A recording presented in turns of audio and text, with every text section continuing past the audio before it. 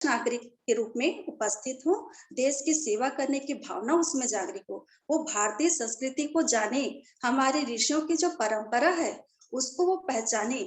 ये सब भावना यदि बचपन से ही बच्चों में डाल दिया जाता है, इन चीजों से उनको अवगत कराया जाता है, तो बच्चों के अंदर देश प्रेम की भावना जागती है और बच्चा जो है वो बचपन से ही अपने देश के लिए, समाज के लिए कुछ करना चाहता है, उनमें नैतिक गुणों का विकास होता चला जाता है और बच्चा अनुशासन में रह करके अपने कार्यों को करता चला जाता है और वो छोटे से ही, बचपन से ही बहुत कुछ सीखता चला जाता है।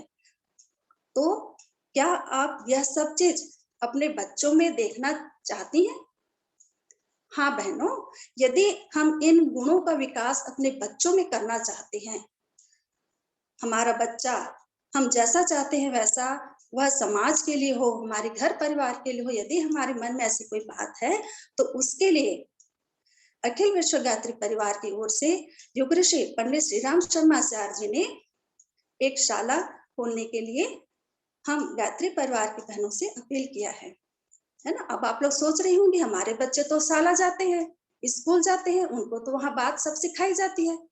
आपका कहना और सोचना सही है, लेकिन स्कूलों में बहनों आजकल केवल शिक्षा दी जाती है। बच्चे केवल अंक के पीछे जा रहे हैं, माता पिता भी केवल हमारा बच्चा अधिक प्रतिशत लाए उसी पर ही उन लोग भी उस बच्चे को काम करवा रहे हैं। तो ये जो बाल संस्कार शाला है उसमें बच्चों को नैतिक शिक्षा दी जाती है, शिक्षापद कहानियां सुनाई जाती हैं और खेल खेल में उनको उनका शारीरिक विकास होता है, जीवन जीने की कला सिखाई जाती है और स्वस्थ रहने की कला सिखाई जाती है। तो इस प्रकार से यदि बच्चा स्कूल जा रहा है तब भी बाल संस्कार शाला में जाता है तो उस बच्चे का सर्वांगीण विकास होता है। आज सबसे ज्यादा बच्चों में किस चीज की कमी देखी जा रही है? नैतिकता की उसमें कमी हो रही है, नैतिक गुणों का ह्रास होता जा रहा है और उसका कारण आप सभी जानते हैं, सब परिचित हैं उससे। क्यों हो रहा है ऐसा? क्योंकि आज हमारा जो विद्यालय है, हमारा जो स्कूल है, शिक्षा विभाग है, उसमें बच्चों को केवल शिक्षा दी जा रही है। वहां जीवन विद्या, जीवन जीने की कला नहीं सिखाई जा रही है। शिक्षक भी चाह रहे हैं कि मेरा स्कूल का बच्चा बहुत अधिक नंबरों से पास हो और वह हमारे स्कूल का गौरव हो। साथ ही घर में घर में भी माता पिता यही चाह रहे हैं कि हमारा जो बच्चा है वह बहुत अच्छा अंक लेकर के हमारे घर का, हमारे आस पड़ोस का नाम रोशन करे। तो शिक्षा में, स्कूलों में शिक्षक चाह रहे हैं कि उनका साला का नाम हो और घर में माता पिता चाह रहे हैं कि मेरा नाम हो, मेरे घर का नाम हो। तो बच्चे के केवल अंक के पीछे आज हमारा जो समाज है वो जा रहा है, बच्चे के रुचि के पीछे वो क्या करना चाहता है, उसका रुझान किसमें है, इस पर ध्यान बहुत कम दिया जा रहा है, जिसके कारण बच्चा जो है आगे बढ़ तो रहा है लेकिन उसमें नैतिकता की कमी होती जा रही है। इन्हीं नैतिक गुणों का विकास करने के लिए, उसके अंदर सामाजिकता का विकास करने के लिए परम पूज्य गुरुदेव ने बाल संस्कार शाला खोलने के लिए हम बहनों को अपील किया है। अब आप लोगों के मन में ये बात उठ रहा होगा कि बाल संस्कार शाला क्या है? तो बहनों, बाल संस्कार शाला को गुरुदेव ने आधुनिक गुरुकुल का नाम दिया है। इसमें बच्चों को सभी चीजें सिखाई जाती हैं। बच्चा का भावनात्मक विकास हो रहा है, सामाजिक विकास हो रहा है, आध्यात्मिक विकास हो रहा है और वह अपने आसपास के परिवेश में, परिस्थिति में कैसे रहना है, कैसे ढलना है, इन सभी चीजों का एक साथ विकास हो रहा है। तो ये बाल संस्कार शाला होता क्या है आप जानते हैं? क्या आपके गांव में संचालित है? नहीं है ना? जी बहनों, तो इसी बात को हम लोग बताने के लिए आए हैं कि बाल संस्कार शाला क्या होता है। बाल संस्कार शाला साप्ताहिक शाला होती है, अर्थात यह सप्ताह में एक दिन चलाई जाती है और इसमें 2 घंटे की क्लास लगती है। अब इस 2 घंटे की क्लास में बच्चे कितने उम्र के होंगे? तो इसमें बच्चे जो हैं वो आपके 10 साल से लेकर के या 9 साल 10 साल से लेकर के 14 वर्ष के बच्चे इसमें पढ़ने के लिए आते हैं। बच्चे कॉपी पेन लेकर के आएंगे और उनको पढ़ाने वाला जो आचार्य होगा वह उसी गांव का युवक भी हो सकता है और युवती भी हो सकती है। कम से कम वो 10वीं या 12वीं पास हो या कॉलेज में अध्ययनरत हो। इस प्रकार से बाल संस्कारशाला इनके द्वारा पढ़ाया जाता है। यह बाल संस्कारशाला निःशुल्क होता है। और अब कहाँ उसको पढ़ाया जाना चाहिए? तो इसके लिए सभी गांवों में सांस्कृतिक मंच होता है, कला मंच होता है, या कोई मंदिर है तो उसका जो प्रांगण है उसमें भी लगा सकते हैं, या नहीं तो फिर सभी गांवों में प्राथमिक शाला होता है, तो प्राथमिक शाला के प्रधान पाठक से हम संपर्क करके कोई भी एक कक्षा को मांग सकते हैं, पहले से इसकी तैयारी कर लेते हैं। तो इस प्रकार से हम इन स्थानों पर बाल संस्कारशाला प्रत्येक रविवार को या तो फिर शनिवार को हम 2 घंटे के लिए लगाते हैं। अब इन बाल संस्कारशाला में क्या सिखाया जाता है? तो इन बाल संस्कारशाला में आचार्य के द्वारा इसका पूरा पाठ्यक्रम बना हुआ है बहनों, और इसी पाठ्यक्रम के तहत कालखंड में बांटते हुए इसको फिर इसकी विधिवत 2 घंटे की क्लास रहती है। प्रथम कालखंड, द्वितीय कालखंड, तृतीय कालखंड और चतुर्थ कालखंड। इसके आधार पर आचार्य जी, वहां जो नियुक्त आचार्य रहते हैं, वो कालखंड के हिसाब से विधिवत बच्चों की गतिविधि कराते हैं और उनको जो उनका पाठ्यक्रम है उसके आधार पर उनको सिखाया जाता है। तो इसमें बच्चों को क्या क्या कराया जाता है? इसमें बच्चों को ध्यान कराया जाता है, गुरु वंदना कराई जाती है और बच्चों को मंत्र का उच्चारण कराया जाता है, ओमकार का गुंजन कराया जाता है। इस प्रकार से बच्चों की एकाग्रता को बढ़ाने के लिए आज के परिवेश में ध्यान बहुत ही आवश्यक है, तो इन सब चीजों को कराया जाता है। उसके बाद फिर बच्चों को बहुत ही रोचक तरीके से शिक्षाप्रद कहानी सुनाई जाती है उनको, ताकि बच्चा उन कहानी को, उसमें जो सीख मिलती है उसको अपने अंदर आत्मसात कर लेता है, क्योंकि बच्चों को कहानी बहुत पसंद होती है और कहानी के आधार पर वो उसका जो सीख मिलता है, उससे जो शिक्षा मिलती है वो उसको बिल्कुल ग्रहण कर लेते हैं और उसके आधार पर वो अपना जीवन का निर्धारण करते हैं। और इसी क्रम में जीवन जीने की कला भी उनको सिखाया जाता है। शालाओं में क्या है, केवल शिक्षा दी जाती है, पर इस बाल संस्कार शाला में जीवन जीने की कला सिखाया जाता है, जिसको वहाँ के जो आचार्य जी होते हैं वो प्रत्यक्ष उसको करके दिखाते हैं। स्वस्थ रहने की कला को भी वहाँ प्रत्यक्ष करके दिखाया जाता है। तो बच्चा वहां देख रहा है, सुन रहा है और बच्चों द्वारा कभी कभी करवाया भी जाता है, तो उसमें देख भी रहा है, सुन रहा भी रहा है और कर भी रहा है। तो बच्चा उसको प्रत्यक्ष ज्ञान हो रहा है, जिसके माध्यम से वह जीवन जीने की कला को सीख करके आने वाले समय में जब वही बच्चा बड़ा होता है, युवक बनता है, तो वह अपने जब उसके सामने कुछ दुख आ जाता है, कुछ विषम परिस्थिति आ जाती है, तो उसमें वो अपने आप को ढालने में बहुत ये सब चीजें सहायक होती हैं। तो इस प्रकार से उनको जीवन जीने की कला सिखाई जाती है, साथ ही स्वस्थ रहने की कला सिखाई जाती है, योग, प्राणायाम, ये सब चीजें सिखाई जाती हैं और उनको बहुत सुंदर तरीके से खेल भी खिलाया जाता है, जिनमें उनका बौद्धिक विकास होता है और शारीरिक विकास होता है। तो इस प्रकार से इन बच्चों का मानसिक और बौद्धिक, शारीरिक और नैतिक गुणों का विकास इस बाल संस्कार शाला के माध्यम से होता है। तो इस बाल संस्कार शाला में आप लोग अपने बच्चे को भेजिए और हमारे आचार्य जो लोग अभी हम बताएंगे आपको कि इसमें कौन से लोग इसमें प्रशिक्षण लेना चाहेंगे, तो उसके प्रशिक्षण की आवश्यकता भी बनाई जाएगी और प्रशिक्षित भी किया जाएगा आप लोगों को।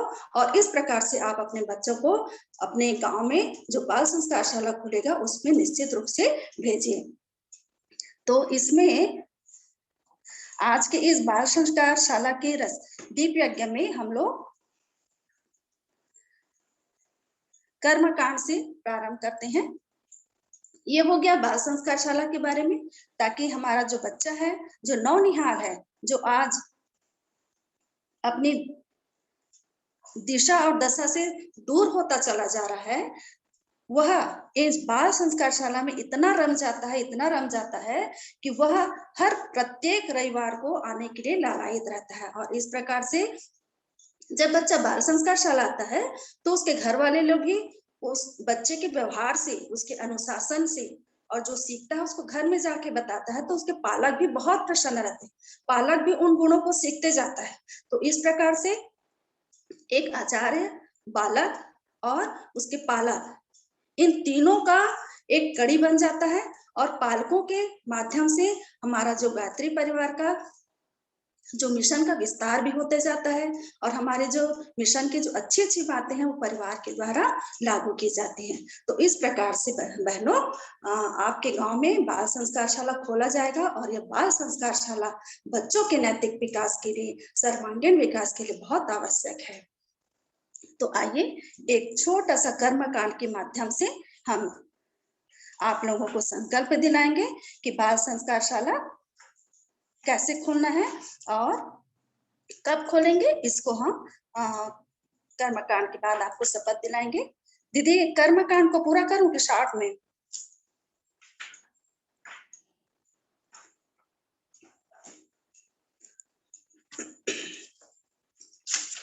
शॉर्ट में करेंगे दीदी, शॉर्ट में। अच्छा जी, संक्षिप्त।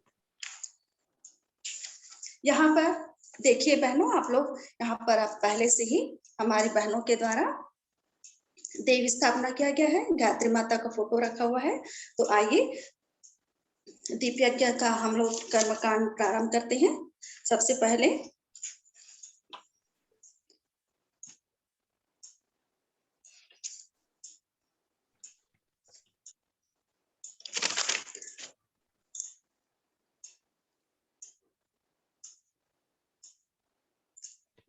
कोई दो बहनें सामने आ जाएं कर्मकांड करने के लिए, बाकी लोग सब सामूहिक रूप से करेंगे।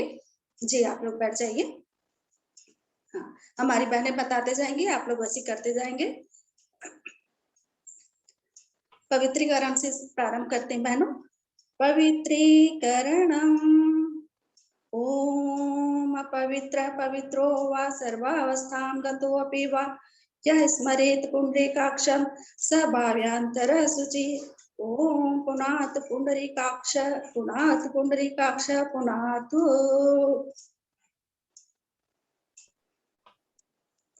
आचमनम, हाँ सामने जल रखा हुआ है उसको 3 बार आप ग्रहण कर लीजिएगा। ओम अमृतोपस्रमसि स्वाहा, ओम अमृतापिधानमसि स्वाहा, ओम सत्यम श्रीर्मय श्री श्रेताम स्वाहा। हाँ हमारी बहनें बताते जाएंगी। शिखा वंदना, बाएं हाथ में जल लेकर के आप शिखा पर स्पर्श करेंगे। ओम चेद्रोपिणी माये दिव्य तेज समन्विते तिष्ठ देवी शिखा मध्ये तेजो वृद्धिं कुरुष्व मे, तेजो वृद्धिं कुरुष्व मे। प्राणायामः,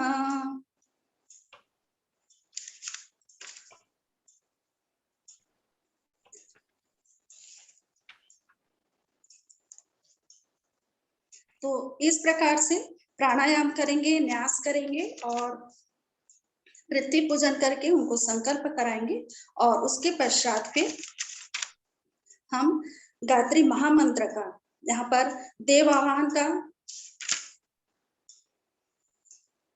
हमारे परम पूज्य गुरुदेव और माता जी का जो फोटो रखा हुआ है, तो देव आवाहन के इसमें हम गुरु ब्रह्मा वाला श्लोक बोल के गुरु आवाहन कर देंगे। दीदी उर्मिला दीदी, जी दीदी। ये आप कहाँ बैठी हैं अभी?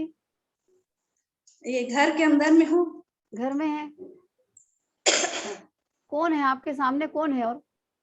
और कोई नहीं है। चलिए ठीक है, ठीक है। तो समय ज्यादा होगा कर कैसे कर रही दीदी? नहीं नहीं नहीं नहीं, आप समय हो जाएगा मत सोचिए, आप ऐसा मत सोचिए, आप जो करने का सोचा है आपने पूरा करिए। जी, तो देव आवाहन हम करेंगे और इसमें गुरुदेव का और गायत्री माता का आवाहन करते हुए हम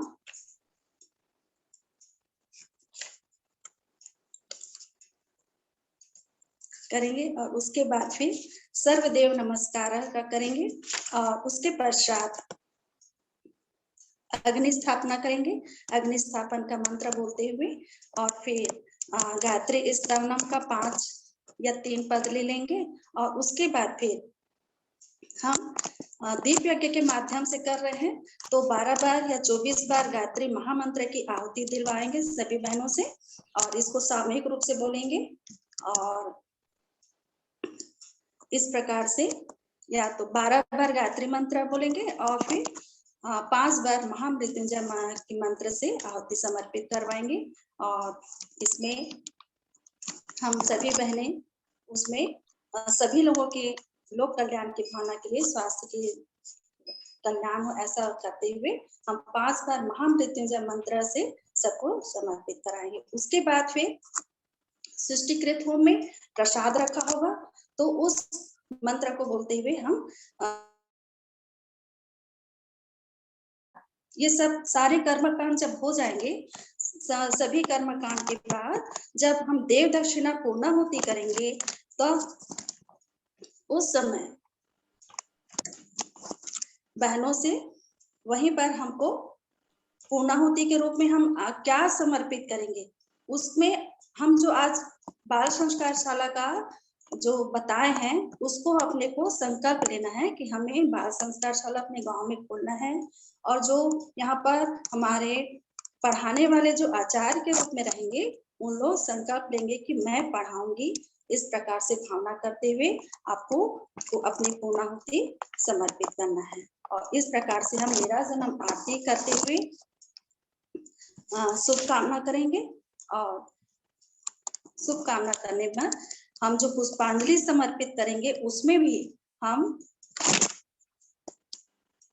जो हमारी माताएं बहनें हैं उनको अक्षत पुष्प दे करके अक्षत पुष्प के माध्यम से उनको हम संकल्प दिलवाएंगे शपथ दिलवाएंगे कि बहनों बाल संस्कारशाला में जब आपका बच्चा का इतना सर्वांगीण विकास हो रहा है तो क्या आप अपने गांव में बाल संस्कारशाला खोलने के लिए तैयार है ना।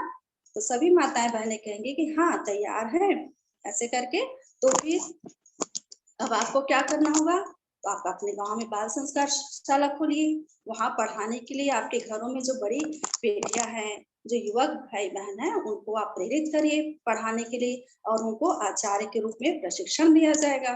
तो इस प्रकार से आपको संकल्प लेकर के यहाँ से जाना है और मंत्र के द्वारा फिर उनसे संकल्प दिलवाएंगे और इन संकल्प के माध्यम से कि हम प्रत्येक रविवार को हमारे घर में जो बच्चे हैं उनको भेजेंगे आस पड़ोस के बच्चों को भेजने के लिए प्रेरित करेंगे ऐसी हमारी माताएं संकल्प लेंगी और जो हमारे बहन भाई यहाँ पर पढ़े लिखे हैं उन लोग आचार्य की भूमिका का निर्वहन करने के लिए उन लोग संकल्प लेंगे और जो छोटे बच्चे हैं वो हम बाल संस्कारशाला जाएंगे। इस प्रकार से हम लोग अपना संकल्प लेंगे और संकल्प लेकर के फिर उनसे पूर्णाहुति कराया जाएगा और नहीं तो फिर पुष्पांजलि के इसमें उनको संकल्प के माध्यम से उनकी पूर्णाहुति होगी। तो इस प्रकार से फिर कर्मकांड के अंत में छोटा सा कर्मकांड करना है। कर्मकांड को बहुत अधिक लंबा नहीं करना है और फिर उसके पश्चात आरती हो गया संकल्प ले लिया शपथ दिलवा दिया गया सभी बहनें हाथ उठा करके संकल्प लेंगी और उसके बाद फिर शांति अभिषेचनम होगा और फिर उनको जय घोष कराया जाएगा और जय घोष के बाद फिर जो दीप यज्ञ है उसका समापन करते हुए उनको घोषणा किया जाएगा। तो इस प्रकार से बाल संस्कारशाला जो रचनात्मक दीप यज्ञ हम बहनों को इकट्ठा किए हैं इस प्रकार से हम एक छोटा सा प्रयास इस प्रकार से हम उस गांव में जा करके कर सकते हैं। तो बस दीदी इतना ही है और इस प्रकार से बाल संस्कारशाला रचनात्मक दीप यज्ञ यहीं पर समाप्त होता है। सभी को प्रसाद वितरण करके फिर सबको प्रणाम।